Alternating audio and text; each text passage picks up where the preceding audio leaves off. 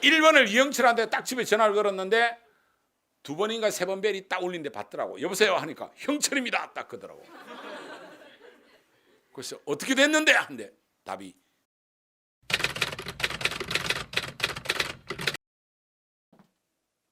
내가 학생들을 가르치면서 봐온 경험에 의하면 공부는 그 공부하는 학생의 강렬한 열망의 총합이야.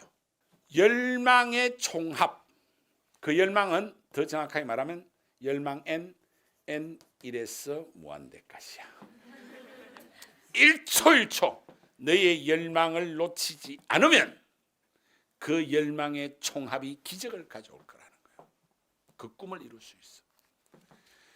이건 언제 학생 이야기냐면 1998년 그러니까 99학번이야. 99학번에 이형철이라는 제자의 이야기야.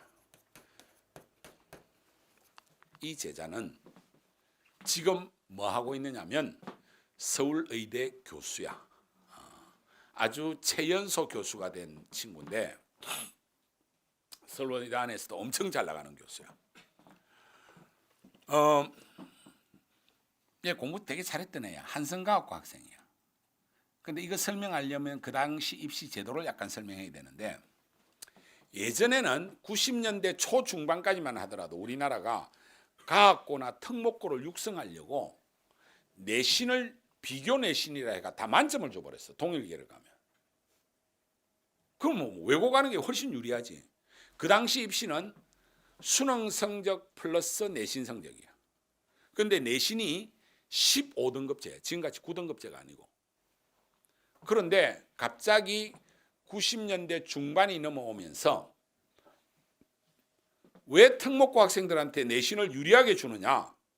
똑같이 적용해야 된다라고 하는 바람에 김영삼 정부 마지막에 그걸 똑같이 적용하기 시작했어. 그러면 과학고 이런 애들은 엄청나게 불리해. 웬만큼 하더라도 중간밖에 못하니까 중간하면 8등급이잖아. 한 등급당 막 한 10점씩 차이 나고 그랬어. 서울대 절대로 못 가. 그래서 그 당시에는 어떤 일이 있었냐면 서울과학고, 한성과학고, 대원외고, 한영외고 이런 주요 학교 애들이 2학년 말 딱 되면 학교를 다 자퇴해버렸어. 반 이상.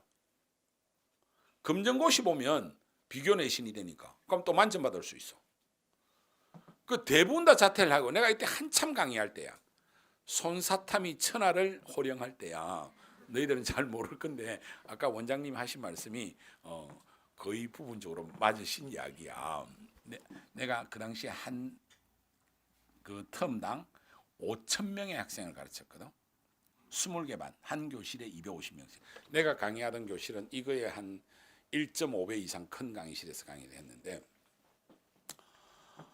그러면 20개 반에 250명 있으면 5,000명이잖아. 한 텀당. 1년에 4번, 5번 텀을 가지고 하는데 그 당시에 이제 상당수 그 우수한 반은 거의 과학고나 외고 애들이야. 그 저거 친구들 다 와서 앉아있는데 대부분 다 보면 자퇴생이야. 내신 때문에. 근데 이놈은 자퇴를 안 하고 다니더라고. 그래서 나는 그렇게 생각했어. 이놈은 서울대는 포기했구나. 그럼 어디 의대나 뭐 다른 데는 또 내신을 별로 반영 안 하는 데가 많으니까. 서울대는 많이 반영했거든. 국립대라서. 그런데 얘가 겨울방학 특강 듣고 심화반 듣고 여름방학 문제풀이반은 안 했어. 근데 이제 여름방학 들어가기 직전에 얘가 마지막 심화반 끝나갈 때쯤인데 내보고 상담을 해달래. 그럼 얘가 과학고 학생이기 때문에 토요일 아니면 일요일 수업밖에 못 오잖아. 나머지 기숙사 생활을 해야 되니까. 토요일 날 서초 메가스터디 학원에서 그 당시에는 서초 대일 학원인데 이름이 지금의 서초 메가스터디 전신인데 새벽 1시에 수업이 끝나. 근데 나는 그 다음날 일요일은 아침 6시부터 새벽 1시까지 일요일은 내가 한 15시간을 수업해야 돼. 내가 그 모든 반을 해결하려고 하면 그러면 새벽 1시에 끝나가지고 그 다음날 아침 6시니까 5시간밖에 텀이 없잖아. 수업 끝나고 집에 가서 씻고 자고 일어나서 이러면 한 2-3시간 자고 와서 하는데 얘가 상담해달라는 거야. 와 이거 조졌어. 근데 학생이 상담해달라는데 선생님이 안 해줄 수 없잖아. 그래서 좋다. 그러니까 야 근데 내가 내일 아침 6시 수업 있는 건 알지 하니까 압니다. 30분만 하겠습니다 그러더라고. 그 상담을 하는데 진짜 좋은 상담은 학생이 이야기를 자기 이야기를 다 해야 돼. 근데 얘는 뭐 지가 처음부터 끝까지 지가 이야기해. 계속 듣고 그랬구나 하는데 이게 그래서 내가 중간에 하나만 물어봤어. 야 형철아 니는 왜 자퇴를 안 했니? 너 서울대 안 갈 거냐 하니까 아닙니다. 전 서울대 갈 겁니다. 그렇지만 제 일신의 영달을 위해서 국가의 세금은 도둑질하기 싫습니다. 왜냐하면 갖고는 세금으로 전액 면제니까. 그러면 그 당시 서울대 갈 수 있는 방법은 딱 하나밖에 없어. 정원의 5%를 특차로 뽑았어. 95%는 내신과 수능인데 5%는 딱 수능만 가지고 해. 그러면 2개 이내로 틀려야 돼. 거의 400점 만점에 395예요. 그 당시는 표준점수 시절이 아니야. 근데 얘 성적은 모의고사가 380 근처에서만 왔다 갔다 하고 도저히 그 근처까지 가기는 어려운 애야. 그런데 자기는 자기 이익을 위해서 국가 세금을 도둑질을 안 하겠다. 그동안 쓴 것 토하지도 않고 내가 학교를 자퇴하는 건 옳지 않았어. 자기는 안 한다는 거야. 그러면서 395점 이상을 받겠다 하면서 내하고 상담을 계속 그만하고 막 계속 지이야기해. 1시간이 흐르고 2시간이 흐르고 와 새벽 3시 넘어갔는데 야 완전히 조진 거야. 이제 내 6시부터 수업인데 4시 조금 넘어서 끝났어. 한 3시간 넘게. 얘가 한다는 말이 선생님 드디어 정확하게 감이 옵니다. 죄송합니다. 그러더라고. 괜찮다. 네가 감이 오니까. 그렇게 하고 나는 집에 갔다가 바로 씻고 나와서 수업하러 왔고 그런데 그 말 딱 하고 나서 선생님 이 감을 제가 정확하게 유지하기 위해서 지금 집에 가서 바로 자기 남은 120일 공부 계획을 짜겠대. 그거를 오늘 밤 송파에서 끝나는 걸로 알고 계시는데 새벽 1시에 보고서를 들고 오겠습니다 그러더라고. 미친 새끼가 그렇게 생각했지. 그런데 나 잠 하나도 못 자고 간신히 15시간 수업을 버텼어. 근데 그때 내가 나이가 38살밖에 안 됐으니까 지금보다 20년도 더 22년 전이니까 그래서 수업 딱 끝났는데 이놈이 딱 나타났어.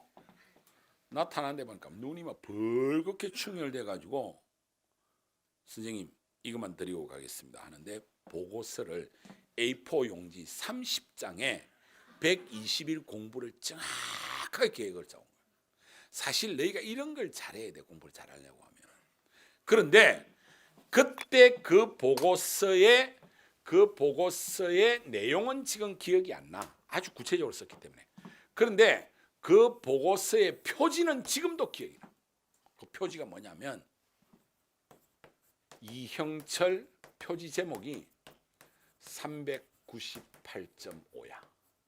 이게 뭐냐면 딱 한 개 틀리겠다는 거야. 딱 한 개. 1.5점짜리 문제가 있었거든 그 당시에. 이형철 398.5 그 뒤에 30페이지 보고서야. 그래서 내가 그때 물었어. 야 형철아 왜 400이라고 하지? 만점. 여태까지 수능 만점자가 한 명도 없었는데 네가 최초로 만점하지? 그러니까 저도 400이라고 할까 생각도 많이 해봤는데 자기의 능력이나 노력은 400까지는 아닌 것 같고 그는 신의 영역으로 남겨두겠습니다. 그러더라고. 자기는 그 정도는 안 된대. 최선을 다하면 한 개 틀릴 자신은 있대. 그리고 400이라는 것보다 398.5가 더 좀 생생하고 구체적이지 않습니까? 그러더라고 이놈이. 그러면서 한다는 말이 선생님 400은 오성은이 가능할 겁니다. 얘 친구가 오성은이 있거든. 오성은이가 400은 가능할 겁니다. 저는 아닙니다. 그러더라고. 그리고 이제 오성은도 내 수업을 듣고 있었는데 여름방학 특강은 안 듣고 마지막 파이널 5주짜리 거기에 나타났어. 딱 수능이 한 달 정도 남았어. 토요일 날 또 똑같은 시간에 신청을 했더라고. 수업 딱 끝나고 선생님 5분만 상담하겠습니다. 그러는 거야.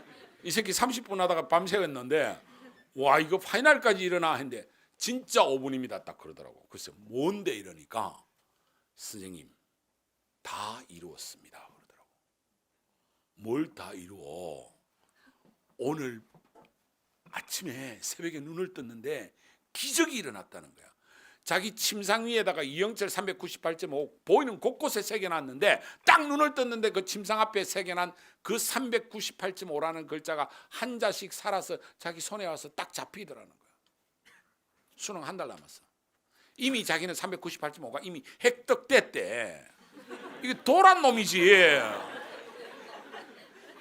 얼마나 열망이 강했으면 이렇게 애가 돌아버린단 말이야. 근데 그때까지 모의고사는 맨날 380 근처에서 왔다 갔다 했어. 와, 얘가 상태가 심각하구나. 근데 내가 수업 시간에 그런 느낌으로 쳐다볼 수가 없잖아. 그 수업할 때 눈을 잘 못 마주쳤다니까. 그래도 이 새끼는 또 열심히 쳐다보는 거야. 눈 마주치면 그래 믿어 딱 이런 식으로 딱 하고 수업을 했는데 수능 전날 밤이었어. 그때 내가 한참 젊어가지고 전날 밤에 제자들 중에 한 100명 정도는 내가 격려 전화를 해줬어. 내일 어떻게 봐라 뭐 짧게. 그 중에 1번을 누구한테 전화했냐면 오승은한테 했어. 얘 친구. 내가 전화했어. 야 오승은, 네가 수능 최초의 만점자다. 난 그렇게 믿는다. 실제로 오승은이 수능 최초로 만점 받은 애야. 그래서 얘는 서울대 물리학과를 3년 만에 졸업하고 MIT에서 석사, 하버드에서 박사, 지금 세계적인 학자야. 우리나라에서 노벨상 받으면 아마 오승은이 첫 번째 아니면 두세 번째 받을 거야. 아주 대단한 학자야. 오승은은 한번 검색해봐 나와. 그러니까 얘요 친구야. 그리고 두 번째로 이영철한테 전화했어. 전화하니까 선생님 걱정하지 마십시오. 이미 한 달 전에 저는 아씨 알았다 나도 믿는다. 이렇게 100명 전화를 마치고 그 다음날 수능날 아침부터 내가 엄청 초조하게 하루를 보내고 저녁 7시쯤 돼 집으로 딱 전화를 또 돌렸어. 그때 오승은은 두 번째 돌렸고 오승은보다 지금 내가 관심이 이영철이야. 1번을 이영철한테 딱 집에 전화를 걸었는데 두 번인가 세 번 벨이 딱 울린데 받더라고. 여보세요 하니까 형철입니다 딱 그러더라고. 그래서 어떻게 됐는데? 한데 답이 그대로입니다. 398점을 정확하게 그대로. 이거 의심스러우면 서울의대 찾아가서 물어봐. 이영철한테. 이게 공부야. 너희가 정말 강력한 열망을 가지고 제대로 공부하면 그게 그대로 이루어질 거라고. 아멘 해야지 이 새끼야. 자, 열망의 총합 시그마 열망이 기적이다. 아시겠습니까? 근데 그 다 이루는 기적 속에는 마지막 이야기만 하고 마치겠습니다. 5분 내로 끝내겠습니다. 이 398.5를 받게 한 이 열망의 기적을 가는 이 형철은 어마어마한 고통을 감내한 거지. 점수가 안 오르는데도 이 믿음을 가져간다는 게 쉽지 않잖아. 중간에 포기하고 싶잖아.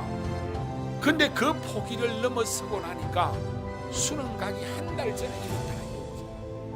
그치? 그래서 이 고통이 나는 이 친구한테 이미 한 달 전에 어마어마한 기쁨과 행복으로 다가왔다고 믿는 거예요. 얘한테 물어봐도 그래. 그렇기 때문에 수능은 요식행위에 끝난지도 모른다.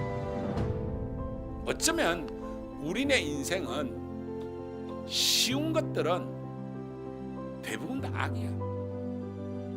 정말로 힘들고 고통스러운 게 진짜 행복이고 기쁨이야.